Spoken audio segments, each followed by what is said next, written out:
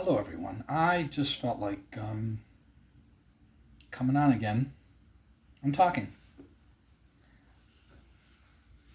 This time, I want to talk about this book. I've done it before. I don't know how many of you have read the Chronicles of Amber. I'll get it nice and close so you can get a good look at everything it says there. By Roger Zelazny. Sadly, he died in the 90s, I believe, and he was in his 50s. He got cancer. But one thing about this is he was able to narrate the first 5 books. The second 5 books are in a completely different series, so they're not connected really. He was able to narrate the first 5 books before he died. I wonder if he started to narrate the second books 6 through 10. I don't know if he did any. And they somehow got his narration on YouTube, and all 5 books are on YouTube. Each one is about let me see here, 5.5 hours long, 6.5 hours long, 5.5, 5.5, and 5. Each book is only about like 180 pages, maybe 220, maybe something's that long, or I don't know. But none of them are that long. So there's 5 short books, and that's here. There's 10 books here. This whole thing is 1,258 pages, and that's 10 books.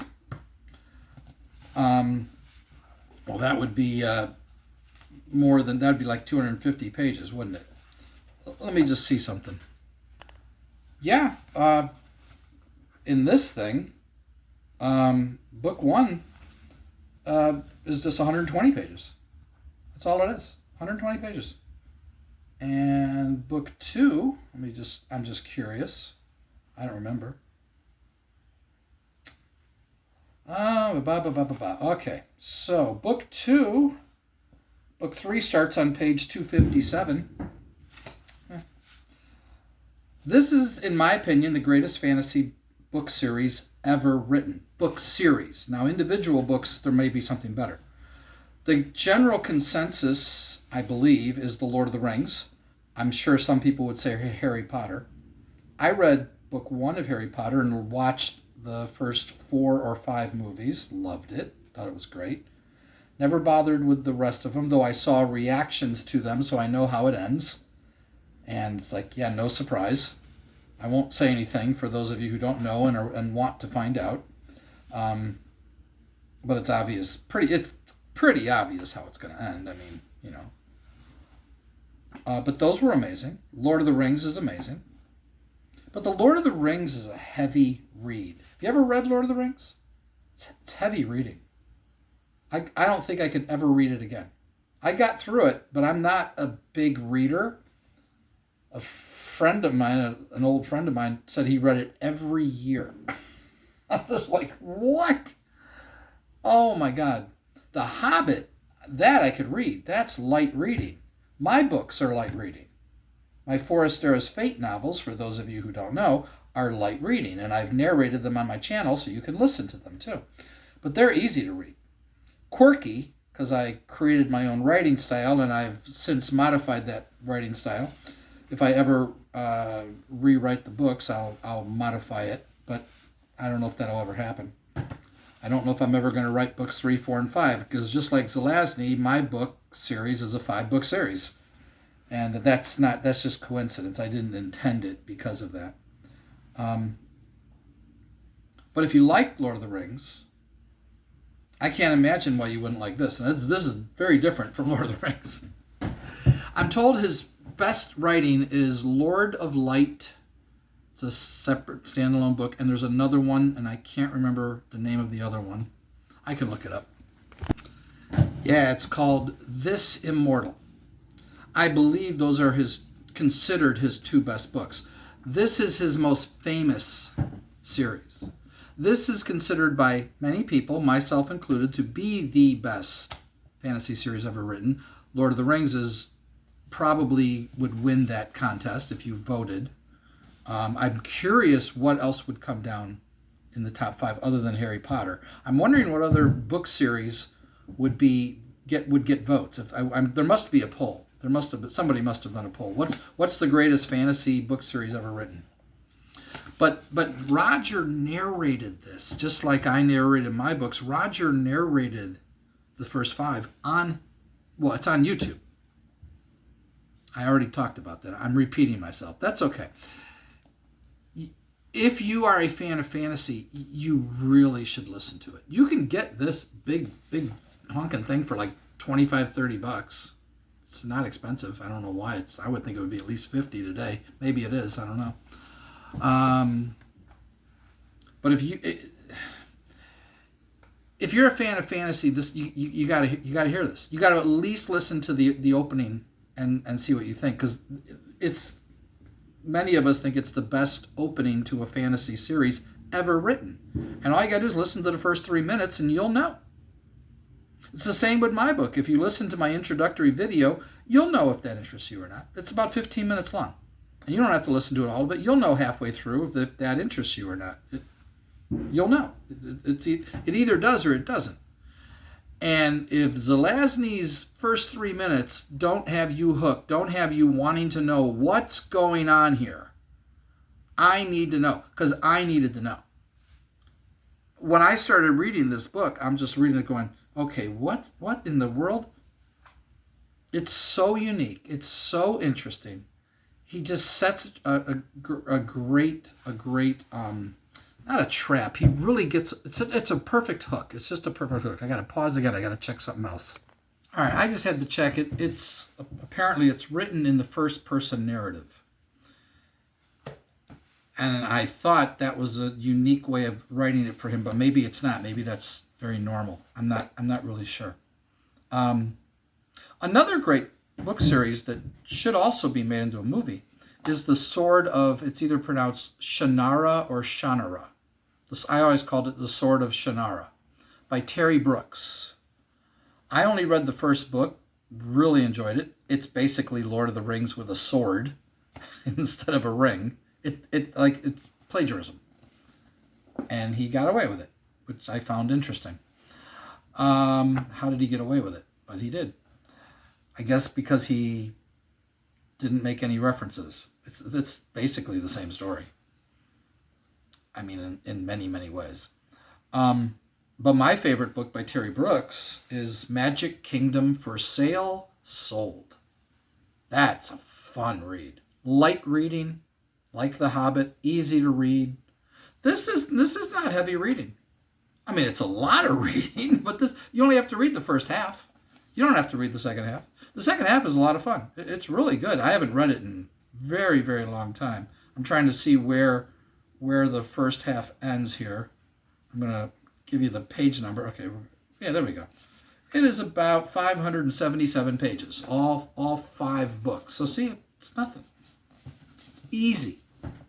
And man, if Stephen Colbert is supposedly trying to get this turned into a movie, it better be 5 movies. If you try to turn all 5 books into one movie, that'll suck. You better not do it.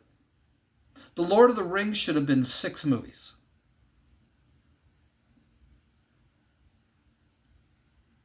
And I know that Peter Jackson changed a lot of the scenes to the point where I think if Tolkien was there, he would have punched him in the face.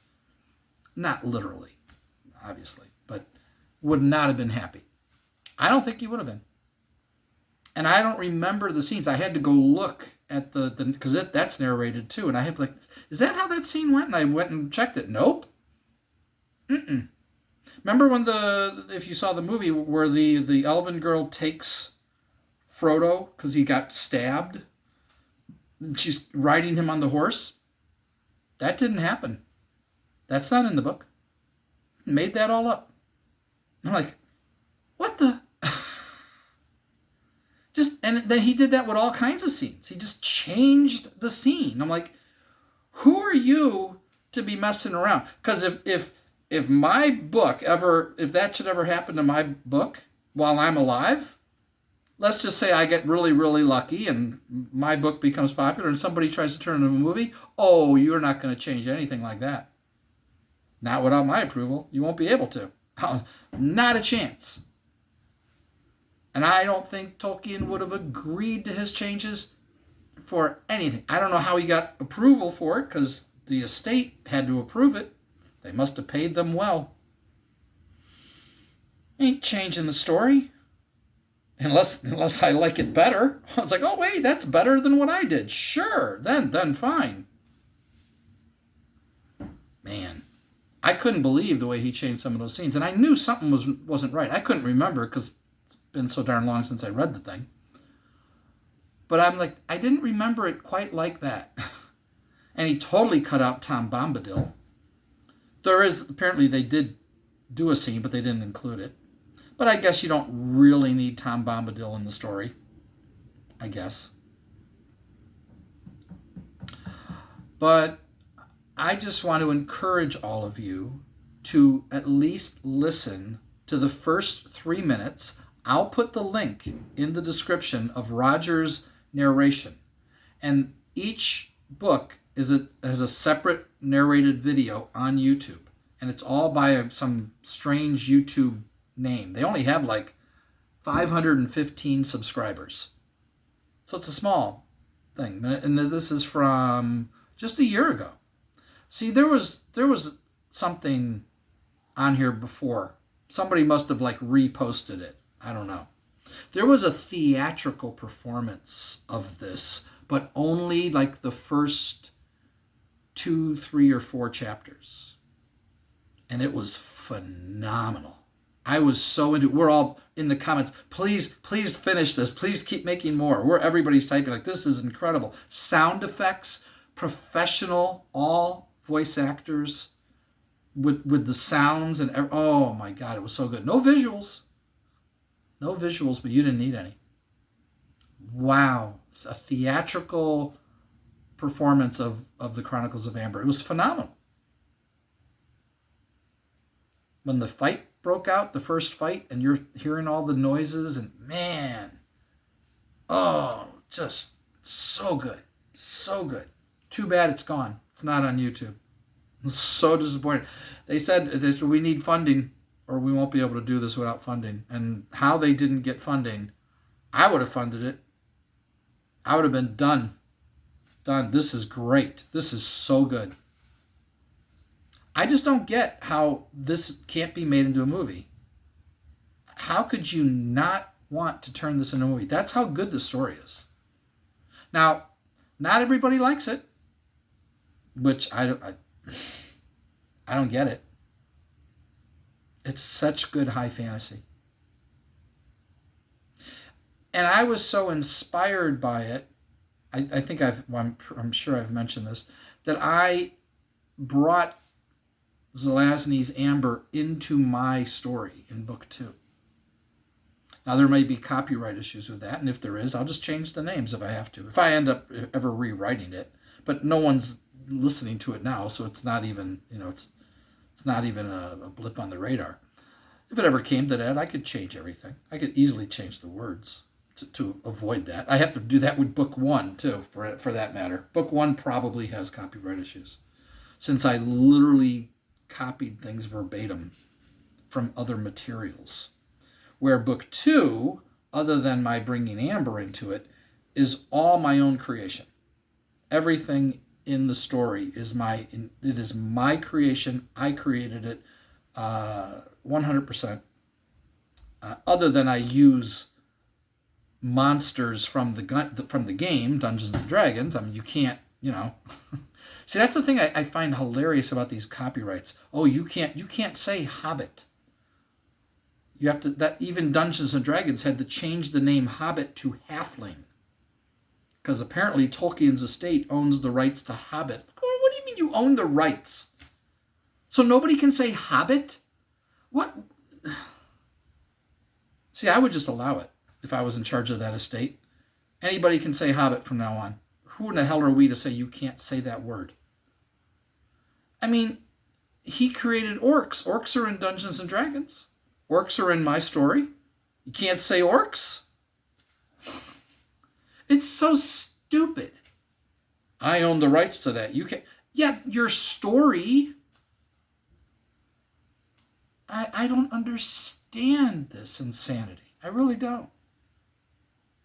Can't say Hobbit. I did at least once. And I'm told you can't talk about Amber. Someone told me, said, oh, you can't do that. And I went, oh, okay. I did. And if somebody tells me to take it down, I'll be like, well, you really want to go to the trouble of forcing me to take it down? No one's listening to it. If it got popular, they would, I could see where maybe it would be a problem, but it just boggles my mind. Why wouldn't you want the publicity? If my books were selling like crazy, everybody'd want to know what's this Amber? What's that? It's free publicity. This is how insane people are about copyright. I don't get it.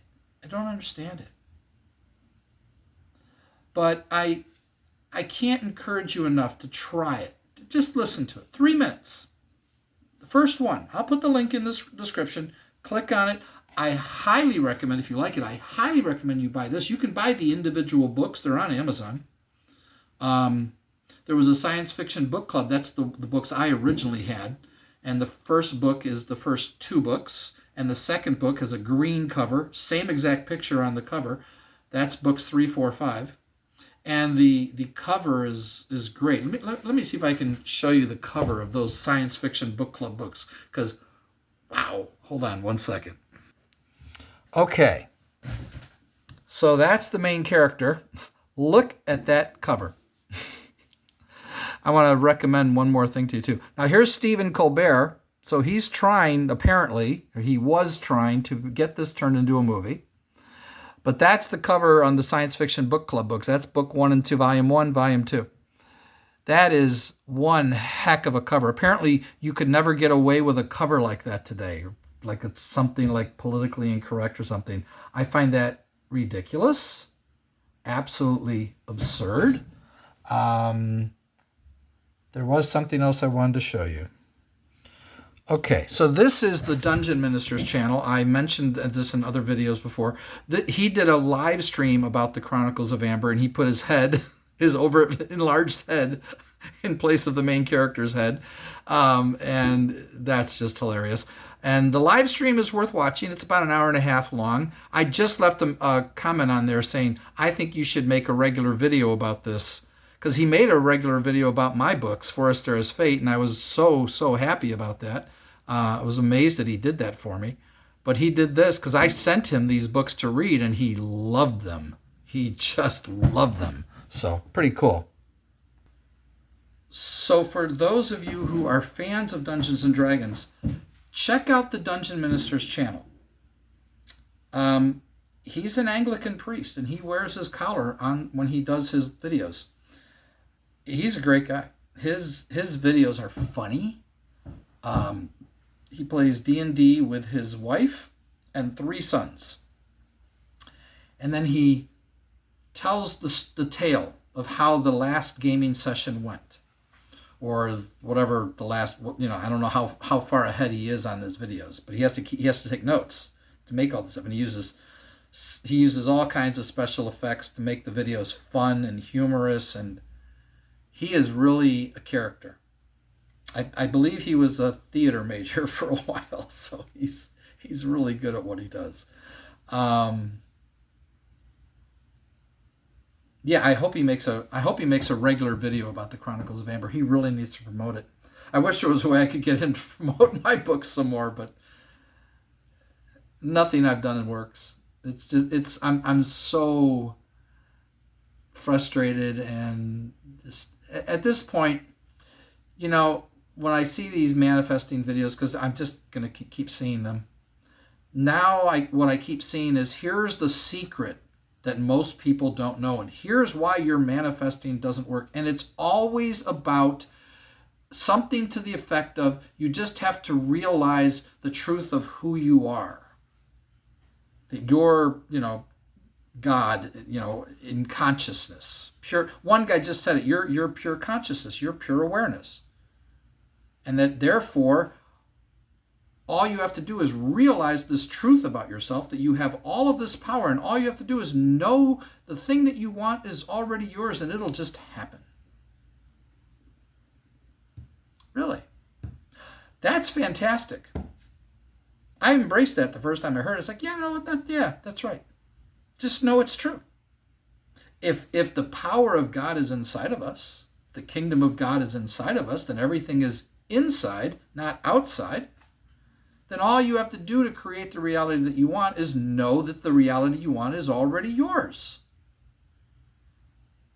So why hasn't it worked? Clearly, it's easier said than done. If it wasn't, it would have worked a long time ago. And I think that manifesting your desires is something that only a few people will ever succeed at. I could be wrong about that. But I have way too many doubts. I can't imagine how it would ever work now. It's been 6 years.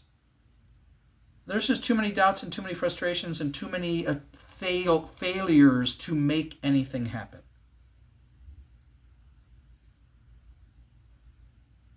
Someone told me to try scripting. They told me what to do. Say, here, just do this simple little thing. Write down the name of 2 people that you'd like to hear from. Just write their names out and then drop it and see what happens. And I said, done. I said, thanks. I just did it. And said, let me know. If anything happens, let me know. And if anything happens, I'll let her know. I'll let you know. I'll let everybody know. I just wrote down names of 2 people that I would like to hear from. Scripted their names. And then decide in your mind, there, it's done. Okay? Done. But see, do I really believe it? No, I have lots of doubts, and I don't know if this is going to work. You want me to lie? It's going to work. It's done. It's done. You don't believe that. Do I believe the power is in me to make it work? Oh yeah, 100%. I don't know if you saw my fishing miracle story, but when I was a kid, I you'd have to hear the whole story, but I said, now we'll catch some fish, and we started catching fish, just like that. And as an adult, I said to my wife, I said, watch. I said, the next person that walks in here is going to buy that fish tank. Watch. I was frustrated. I was done. I was angry, couldn't get that thing sold to save my life. And I said, that's it. The next person who walks in here is going to buy it. I said, what? Just watch it right now. It's going to happen. Boom, happened. Twice in my life, at least twice in my life, I had instant manifestation. Once as a child, a 6-year-old boy, fishing on a lake with my mom and my dad. I hope you'll watch that story. Listen to it. I wasn't trying to manifest. I just said, blah, blah, blah, blah, blah, so now we'll catch some fish. I was like 6 years old. And as an adult, I said, the next person who walks in here is going to buy that fish tank. I couldn't sell that thing to save my life. There was no one was going to buy it. And I said, that's it. I'm done. The next person, boom. And it happened just like that. I mean, they walked in not less than a minute later. So why can't I do it? I've seen it happen many times in my life. Not many times. I've seen things happen in my life like that. Not to me necessarily, but to people. I've heard plenty of stories. I can make the case, like somebody's already said, you've already manifested everything that's in your life. You've already manifested everything. Everything that's happened to you, you're the operant power. You're the primary reason everything that's happened to you has happened to you. So you're already causing everything to happen to you. So why don't you cause what you want? That's easier said than done, clearly. because I've tried to do it and it doesn't work for me. Oh, you don't really believe. Okay, I have doubts and frustrations and fears and insecurities and hang-ups like everybody else. I mean, for some people it comes easy. There's a girl in the comments. She says this happens for me all the time naturally. I said, I wish I had your focus, your energy. I wish I knew it was going to happen. I wish I could just decide that it's going to happen. I thought I did. I imagined it. I believed. I believe that God is my imagination, or at least part of, my imagination is part of God, that the power is there, connected. And I've seen things happen in my life and made me wonder, did I cause that? Yeah. I don't know. But I hope you'll check this out. I read this recently, like about a year ago, and this was my second time going through this book, while listening to Roger's narration. Oh, is it so good when you read it while he's talking and he's saying the words and you're just reading along. It's so good when you do it like that. So I encourage you to do that with my stuff too, because I have links to my blog so you can read it while you listen.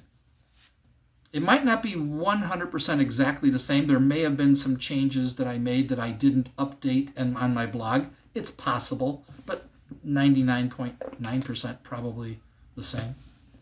There's changes in here from his narration. There's at least 20, what was that? At least 20. But yeah, I don't know how to make it work. Oh, but you're already making it work. Well, great. Yeah, we're already manifesting everything that happens to us. Yeah, okay. So now what? Well, just know that you're pure consciousness, pure awareness, and that whatever you assume to be true, that's why everything that happens to you, because that's your dominant belief. Well, how do I make my dominant belief that I'm wealthy and that I'm retired and that I'm living in the country in my dream home? How do I make that my dominant belief that's just natural and obvious and plain as day when 24/7 everything in my life says, no, it's not? How do you do that? Please tell me. Tell me how you do that. Because I've tried. I did what Neville said. I've done what Joseph Murphy said. I've tried what Richard Dotz teaches. I've tried, God, there's at least 5 other people. Joe Dispenza, I tried a little of his. He's weird. Have you ever seen Joe Dispenza do his meditation thing? Even this girl, Skylife, when she first went to Joe Dispenza, she's like, okay, what am I doing here? Am I in some cult? I'm like, yeah, what the heck is that? Dude's weird. I listened to Abraham Hicks. I've listened to Napoleon Hill a little bit. Proctor. That guy. Talk about a salesman. The hair alone gives it away. I can't look at that guy in all sincerity. He's so phony. He's just... can't stand him. I listened to Jake Ducey. I made a video about him. If you didn't see it, you'll really like it. I mean, I've listened to a lot of these people.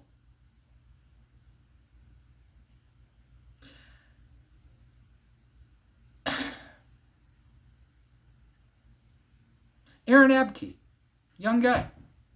Young, good-looking man, girls. You want to...